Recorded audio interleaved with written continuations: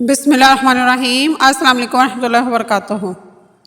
آج ہم آپ کو انگریز قوم اور کفار قوم کے عروج اور مسلمانوں کے زوال کی ایک چھوٹی سی داستان سنائیں گے۔ تاریخ صرف فتوحات گنتی ہے، دسترخوان پر پڑے انڈے، جیم اور مکھن نہیں۔ یہ 1973 کی بات ہے۔ عربوں اور اسرائیل کے درمیان جنگ چھڑنے کو تھی۔ ایسے میں ایک امریکی سینیٹر ایک اہم کام کے سلسلے میں اسرائیل آیا۔ وہ اصلاح کمیٹی کا سربراہ تھا۔ اسے فوراً اسرائیل کی وزیر اعظم گولڈا مائر کے پاس لے جایا گیا۔ گولڈا مائر نے ایک گھریلو خاتون کی مانند سینیٹر کا استقبال کیا اور اسے اپنے کچن میں لے گئیں۔ یہاں اس نے امریکی سینیٹر کو ایک چھوٹی سی ڈائننگ ٹیبل کے پاس کرسی پر بٹھا کر چولہے پر چائے کے لیے پانی رکھ دیا اور خود بھی وہیں آ بیٹھی۔ اس کے ساتھ اس نے ہتھیاروں، میزائلوں اور توپوں کا سودا شروع کر دیا۔ ابھی بھاؤ تاؤ جاری تھا کہ اسے چائے پکنے کی خوشبو آئی۔ وہ خاموشی سے اٹھی اور چائے 2 پیالیوں میں انڈیلی، ایک پیالی سینیٹر کے سامنے رکھ دی اور دوسری گیٹ پر کھڑے امریکی گارڈ کو تھما دی۔ پھر دوبارہ میز پر آ بیٹھی اور امریکی سینیٹر سے منہ کلام ہو گئی۔ چند لمحوں کی گفت و شنید اور بھاؤ تاؤ کے بعد شرائط طے پا گئیں۔ اس دوران گولڈا مائر اٹھی، پیالیاں سمیٹی اور انہیں دھو کر واپس سینیٹر کی طرف پلٹی اور بولی، مجھے یہ سودا منظور ہے۔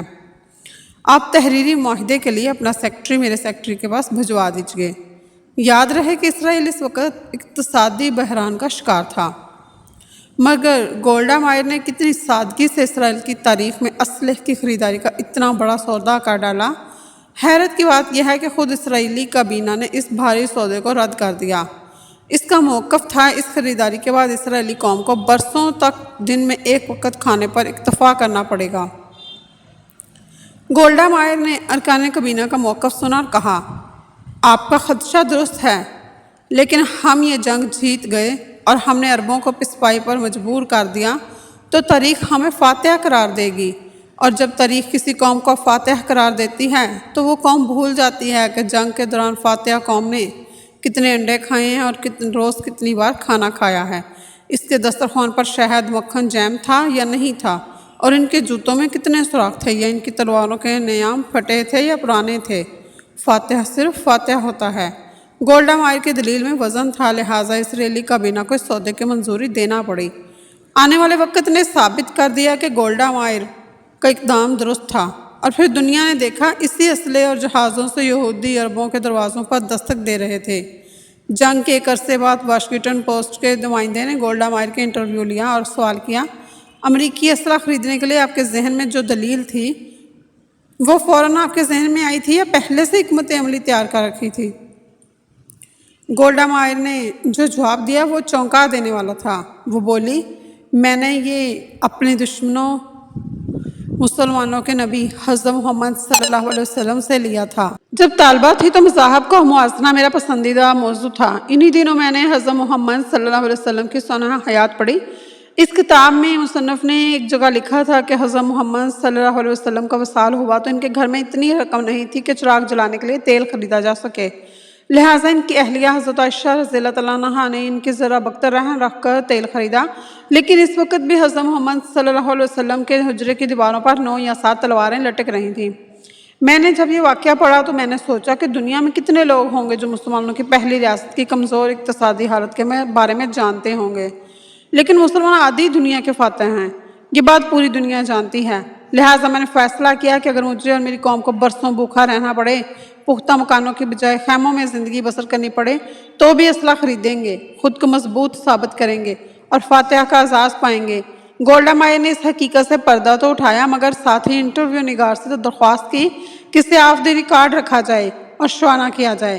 وجہ یہ تھی کہ مسلمانوں کے نبی صلی اللہ علیہ وسلم کا نام لینے سے جہاں ان کی قوم اس کے خلاف ہو سکتی تھی، وہاں دنیا میں مسلمانوں کے موقف کو تقویت ملتی۔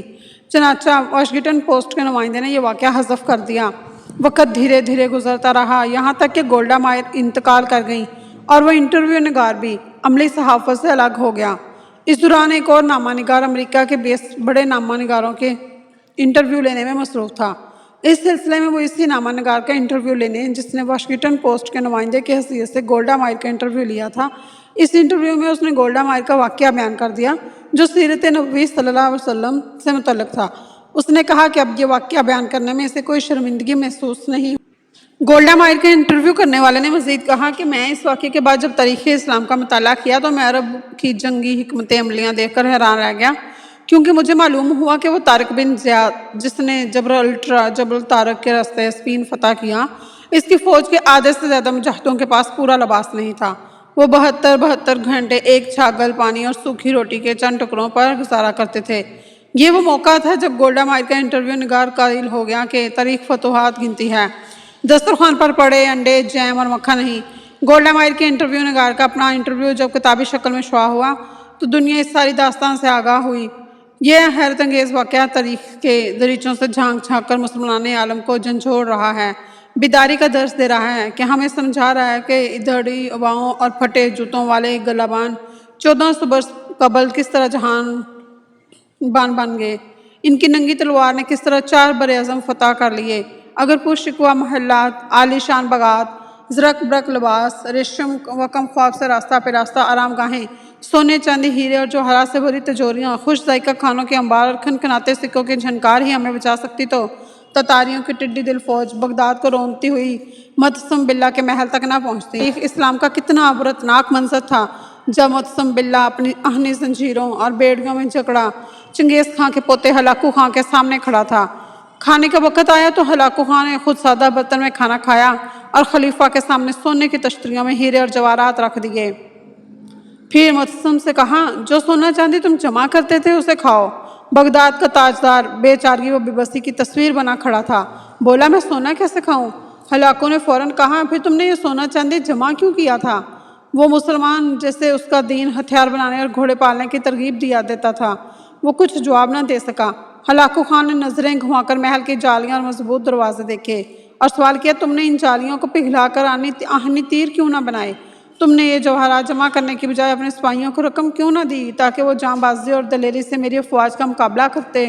खलीफा ने तासुब से जवाब दिया, अल्लाह की यही मर्जी थी। हलाकू ने कड़कदार लहजे में कहा, फिर तो जो तुम्हारे साथ होने वाला है वो भी अल्लाह की मर्जी होगी। फिर हलाकू खान ने मतसम बिल्ला को मखसूस लबादे में लपेट कर घोड़ों की टापों तले रोंद डाला, बगदाद को कब्रिस्तान बना डाला। हलाकू ने कहा, आज मैंने बगदाद को सफ़ा हस्ती से मिटा डाला है और अब दुनिया की कोई ताकत इसे पहले वाला बगदाद नहीं बना सकती। तारीख़ तो फतूहात गिनती है, महल, लिबास, हीरे जवाहरात, लजीज खाने नहीं। अगर हम ज़रा से भी अक्ल व शौर से काम लेते तो बरासगीर में मुगलिया सल्तनत का आफ्ताब कभी गरूब ना होता। अंदाज़ा करो, जब यूरोप के चप्पे चप्पे पर तजर्बा गाहें और तहकीक की मराकज़ कायम हो रहे थे, तब यहाँ एक शहनशाह दौलत का सहारा लेकर अपनी मोहब्बत की याद में ताज महल तमीर करवा रहा था। जब मगरिब में अलूम व फ़नून के बम फट रहे थे, तब यहाँ तानसीन जैसे गोये नए नए राग इजाद कर रहे थे। जब अंग्रेज़ों, फ्रांसीसियों और पुर्तगालियों के हिजरे बहरी बेड़े बरसगीर के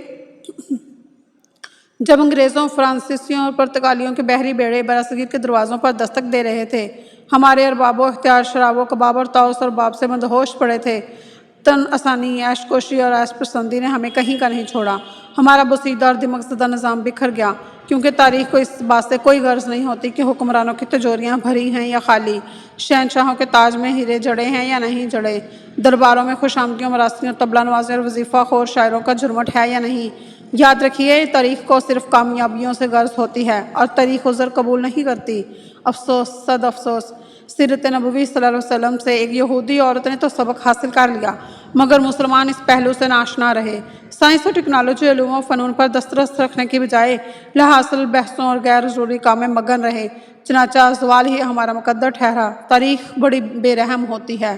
किसी ने सच ही बोला था, तारीख़ सिर्फ फतूहात गिनती है। मेरी अपनी ज़ाती राय के मुताबिक हमारे पाकिस्तान के साथ भी यही अलमिया दरपेश है।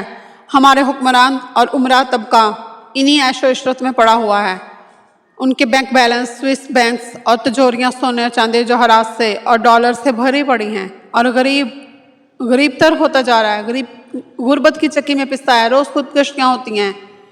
रोज़ माँ बाप औलाद को भूखा मरता हुआ नहीं देखते हुए उनको जहर देने पे अपने हाथों से मजबूर हो जाते हैं। अगर माँ बाप अपने बच्चों को जहर देते हुए इतने संग दिल हो गए कि एक दिन इन हुक्मरानों के गलों पे भी गरीब आवाम की तलवार हुई तो फिर इन हुक्मरानों का क्या होगा। इसलिए यही सही है कि तारीख सिर्फ फतूहात गिनती है। आपकी टेबल पे और आपके स्विस बैंक्स में कितने डॉलर हैं या आपके टेबल पे कितने अंडे ब्रेड जैम हैं ये नहीं गिनती। दुआ में याद रखना। अगर वीडियो थोड़ी सी भी पसंद आए तो लाइक शेयर लाजमी कर दें। अल्लाह हाफिज़।